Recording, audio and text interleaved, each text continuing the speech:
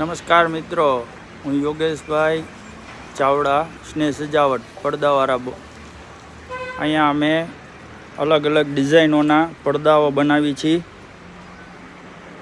સિલાઈ કામ કરી છીએ, ચેનલ ઓપરેટ કરી છીએ, બ્લાઇન્ડ શૂ બનાવી છીએ.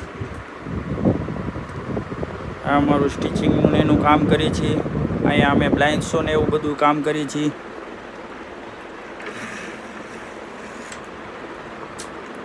આ બ્લાઇન્ડ શો છે અને સ્ટિચિંગનું એનું કામ કરીએ છીએ.